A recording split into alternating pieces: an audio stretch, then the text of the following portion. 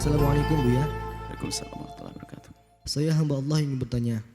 Buya, sedang ramai diperbincangkan tentang membekukan sel telur dengan alasan ingin memiliki anak di masa depan. Namun, sampai saat ini belum memiliki pasangan.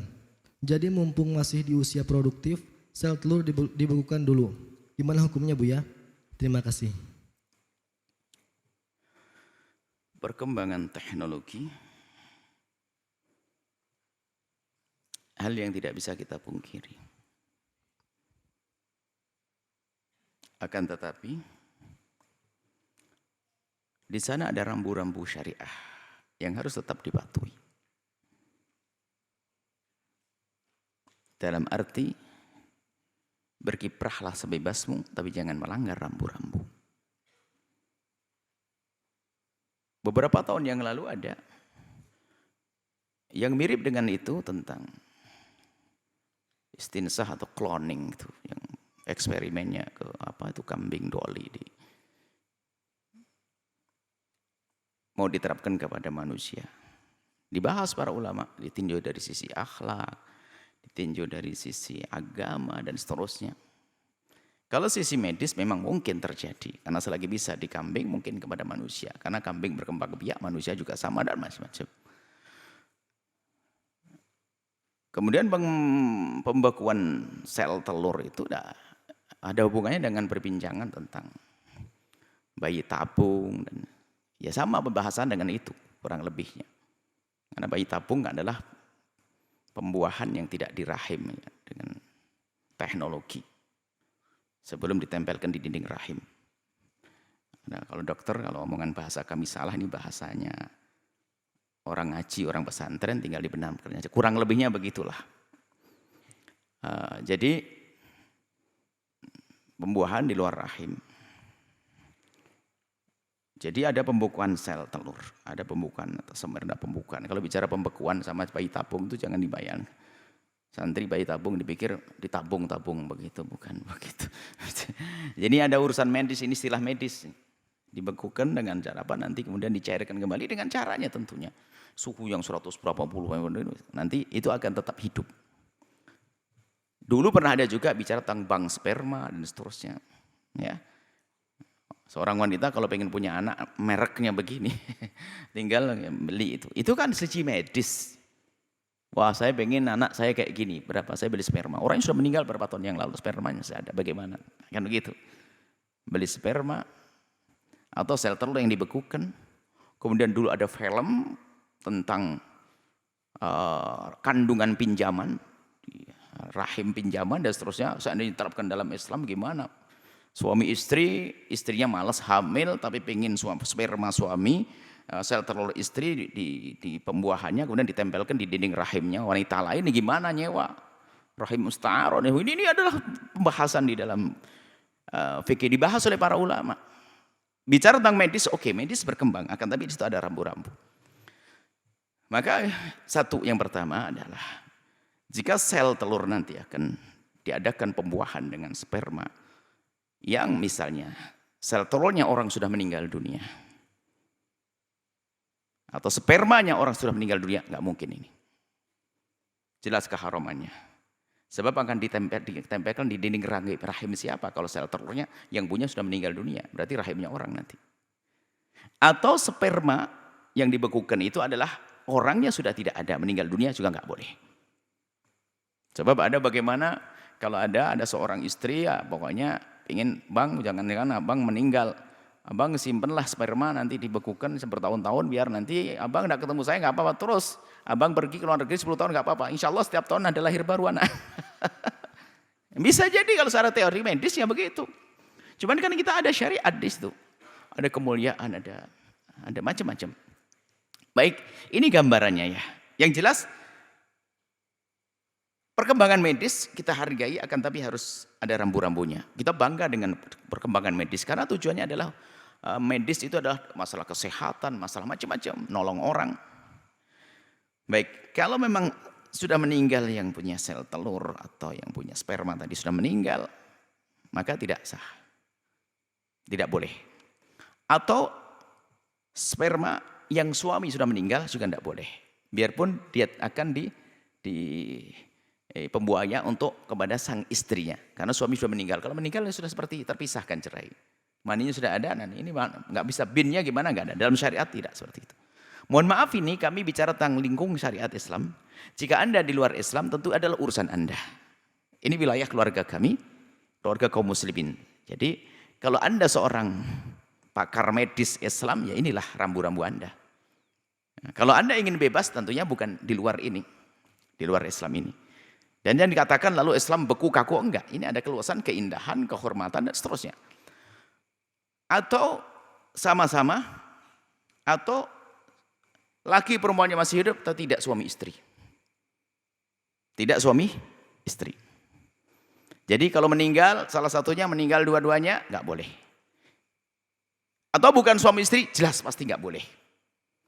Nah ini terus kita rentet. Nah sekarang bagaimana kalau suami istri dan akan ditempelkan di dinding rahim istri, maka pembuahannya nanti akan diletakkan. Gimana ini? Nah, ini kan bahasa lainnya itulah bayi tabung. Ini bagaimana misalnya? Hukumnya gimana syariat? Kalau secara zahir hukumnya kan begini. Asalkan spermanya laki dan perempuan dimasukkan ke rahim perempuan istrinya, itu kan secara zahir fikihnya kan sederhana banget. Ya sah-sah aja. Tapi kan ini bukan seperti seorang perempuan ngambil sperma istri lalu dimasukkan, dicolekkan, dimasukkan lalu jadi begitu, enggak. Ini perlu proses yang panjang, membuka aurat besar segala macam, waktu nempelkan di dinding rahim itu bagaimana, ini perlu proses. Mohon maaf istilahnya para medis ini kalau saya ngomong tentang dinding rahim itu benar enggak, wallah alam saya. Kalau dalam bahasa Arabnya kan kurang lebihnya seperti pakai istilah dinding. Seperti baik. Nah, di sini pertimbangan-pertimbangan itu. Prosesnya juga. Proses dari dua belah sisi. Pengambilan spermanya, pengambilan sel telurnya. Setelah itu, setelah ada pembuahan elektroniknya, pembuahan kahraba listrik. Setelah pembuahan ditempelkan juga perlu proses. Yang banyak melibatkan ini. Yang sangat mungkin sekali muka aurat besar dan seterusnya. Kemudian hal lain lagi. Kesuksesan seorang dokter kan prestasi. Seorang mahasiswa atau seorang siswa kalau lulus biar dapat nilai tertinggi kan prestasi. Biarpun harus nyontek. Kan ada siswa nomor 1 tapi nyontek. Kan ada. Bisa jadi kalau dokter tidak punya kejujuran, nggak penting sperma siapa, yang penting hasilnya saya berhasil. Bisa saja ngambil, kalau tahu ini spermanya mati, sel telurnya nggak bisa dibuai. Ini bagaimana? Nggak ada yang tahu misalnya. Ini kan perlu kejujuran orang yang melakukannya. Panjang kisahnya. Jangan-jangan sel telurnya orang lain. Jangan-jangan spermanya orang lain dan seterusnya. Jangan-jangan. Pun kita tidak menuduh dokter melakukan itu. Dokter kan ada sumpahnya juga ada. Cuman kan ada santri atau siswa yang lulusnya pakai nyontek kan ada. Dokter yang curang kan juga ada khawatir. Artinya apa? Karena ini urusan nasab dan sebagainya. Jadi ternyata menjawab tidak semudah itu. Selagi laki perempuan adalah boleh, asalkan suami istri adalah boleh. Enggak semudah itu. Siapa yang akan melakukan ini semuanya? Seorang yang takut kepada Allah, sejauh mana kejujurannya dia? Ini harus jadi. Nah, kalau kita lihat dari permasalahannya yang banyak ini, maka kami lebih senang memberikan anjuran. Sebab sering ada mengatakan fatwa boleh selagi itu suami sama istri. Apalagi suaminya, apalagi yang menempelkan, yang melakukan semua adalah sang suami sendiri. Dia seorang dokter handal, jadi pengen bayi tabung dan istrinya sehingga nggak perlu buka aurat besar kecuali dia sendiri. Nah, ini kan sangat mungkin yang demikian. Jadi kalau dikatakan nggak boleh sama sekali ya harus pakai rinci dong. Kalau seorang dokter saya memang lemah sperma saya, cuman nggak bisa membuahi sehingga saya harus melalui proses bayi tabung sehingga saya ambil dari sel telur istri saya buat dan saya sendiri yang akan menempelkan di dalam. Ini kan kasusnya sangat beda. Dan hal yang ini sangat mungkin. Jadi kalau mutlak tidak boleh nggak bisa, harus dipertimbangkan dulu, lihat bagaimana prosesnya tadi. Oke. Tidak semuanya jadi dokter kan. Jadi mungkin sekali yang melakukan adalah orang lain. Nasihat saja. Jadi kalau bisa, seperti halnya tadi keharamannya kita ambil dari yang pertama, ketidakbolehnya, maka kita akan ambil yang paling aman dari awal. Jika memang ada seseorang secara zahir tidak bisa membuai atau tidak bisa dibuai, seorang laki-laki tidak bisa membuai, atau seorang wanita tidak bisa dibuai, dalam bahasa lain mandul, maka ketahuilah bahwa untuk masuk surga tidak harus dengan anak. Wanita-wanita hebat, dekat dengan Allah dan Rasulnya, ada nggak punya anak? Sayyidat Aisyah tidak punya anak, tidak mengurangi kemuliaannya. Maka bagi yang tidak punya anak, dengar ini, tidak usah Anda gelisah. Sebab untuk masuk surga Anda tidak harus punya anak. Dan bagi yang punya anak, semua yang menyaksikan acara ini, semoga anaknya menjadi anak penyebab masuk surga. Selesai. Ini nasihat dari awal. Artinya kalau ternyata Anda tergolong orang yang susah untuk punya anak, sudahlah, serahkan kepada Allah, ambil anaknya orang, biayai itu santri, pesantren, selesai. Anda dapat pahala terus. Baik. Kemudian mungkin ada yang menurut dokter masih mungkin hanya sel telur spermanya ini kurang punya kekuatan gini harus mungkin mulai proses ini. Kok ada kerinduan? Bagaimana? Lalu membuatlah bayi tabung dengan dokter yang bisa dipercaya dan sebagainya. Anda terus perbanyak istighfar tetap. Kenapa? Karena pasti mau tidak mau ada aurat besar istri Anda yang akan dibongkar. Maka harus banyak istighfar. Artinya ada nilai kesalahan. Sebab punya anak tidak darurat. Ini bukan orang mau mati dioperasi, bukan. Orang nggak punya anak nggak ada banyak, nggak ada masalah orang. Hanya masalah saja, kepuasan hidup saja di dunia. Orang nggak punya anak, orang punya anak nggak darurat lah. Bukan seperti orang operasi sesar segala macam, angkat rahim. Pokoknya operasi yang membahayakan perutnya ada ini. Ini nggak, orang tidak hamil juga nggak ada masalah.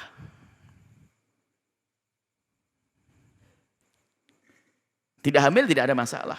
Maksudnya nggak hamil tidak akan sampai mati gara-gara tidak hamil. Nggak ada orang berita, wah nih gara-gara tidak hamil kau mati nih. Nggak ada itu sebenarnya. Jadi bukan darurat. Artinya selagi itu tidak darurat, tidak perlu Anda memaksakan masuk wilayah itu, biarpun Anda punya uang melimpah. Biayanya untuk sedekah atau untuk biaya tetangga Anda akan jadi kemuliaan.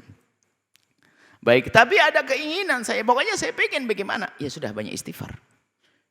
Karena biarpun seandainya yang melakukan dokter yang jujur dan sebagainya, benar, prosesnya pun ada sesuatu yang mungkin kurang apa, atau harus ada aurat dibuka, Anda banyak istighfar itu semuanya. Supaya apa? Seimbang lah. Jadi semoga jadi anak yang soleh begitu. Ini kita ingin mendekat kepada orang yang dalam memberikan fatwa langsung spontan boleh selagi itu sperma suami sama istri. Padahal pada hakikatnya tidak segampang itu. Bukan seperti ini disuntikkan langsung jadi begitu, enggak. Itu perlu proses yang panjang. Jadi tetap himbauan kami adalah yang ternyata susah punya anak, serahkan kepada Allah. Minta ampun kepada Allah Subhanahu wa taala. Nah, seperti itu. Tidak usah memaksakan, dan kalau ternyata memang ada yang mencoba ke sana karena ada satu hal yang pasti ada pelanggaran syariat yang dilakukan, maka banyaklah istighfar, mohon ampun kepada Allah. Tapi yang jelas betul-betul jangan sampai melanggar yang pertama tadi, apa itu? Sudah meninggal salah satunya, meninggal dua-duanya, atau hidup tapi bukan suami istri. Oh, ini bahaya banget. Atau suami istri tapi dimasukkan di rahim orang lain, ini nggak boleh sama sekali.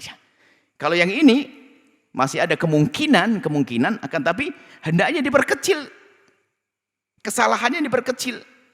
Yang paling kecil kesalahannya adalah, yaitu yang melakukan adalah seorang suami yang sekaligus dokter yang nanti bisa melakukan semuanya kepada istrinya. Gitu. Kalau ternyata orang lain dokternya harus jujur dan sebagainya, tapi mohon dengan banyak memohon ampun kepada Allah Subhanahu wa taala. Khawatir kalau kita melakukan, merindukan kebaikan tapi dengan kesalahan, khawatir nanti akan jadi tunggangan setan, sehingga apa? Kesalahan-kesalahan mudah untuk kita lakukan. Bagi yang sudah melakukannya, semoga diampuni oleh Allah dan anak-anaknya menjadi anak yang soleh. Adapun yang menyimpan, yang ingin menyimpan sel telur, maka kita nasihati saat ini sekaligus kita doakan. Tidak usah disimpan sel telur itu. Semoga segera menikah dan segera punya anak yang soleh dan solehah. Selesai. Nggak usah disimpan, menunggu masa produktifnya selesai baru nikah, jangan. Sekarang mumpung masa produktif, kemudian menikahlah, cari jodoh yang baik. Kalau Anda mengamini yang punya cerita ini, insya Allah akan dapat suami yang baik atau istri yang baik. Akan indah hidup Anda tanpa harus Anda menyimpan sel telur Anda. Seperti itu. Baik. Jadi kesimpulannya, menyimpan sel telur itu hukumnya adalah cerita panjang tadi. Bukan semata-mata penyimpanan. Karena penyimpanan dipakai apa? Siapa yang akan mengambilnya? Dengan mani siapa nanti? Itu panjang kisahnya. Ya jawabannya juga agak panjang. Dan ini saja. Semoga Allah menjaga kita semuanya. Bagi yang tidak punya anak, jangan berkecil hati. Banyak anak umat Nabi Muhammad yang bisa Anda rawat akan menjadi sebab kemuliaan Anda. Kebahagiaan sesungguhnya nanti di surga. Dan kalau Anda tidak punya anak, Anda tidak akan masuk neraka gara-gara anak. Tapi banyak orang punya anak masuk neraka gara-gara anak. Semoga Anda yang punya anak masuk surga bersama anak. Wallahu a'lam bishawab. Sahabat Al-Bahjah TV, setelah menyaksikan video ini, jangan lupa bersolawat kepada baginda Nabi Muhammad. Shollu ala Nabi Muhammad. Allahumma sholli alaihi wa ala alihi wa sahbihi.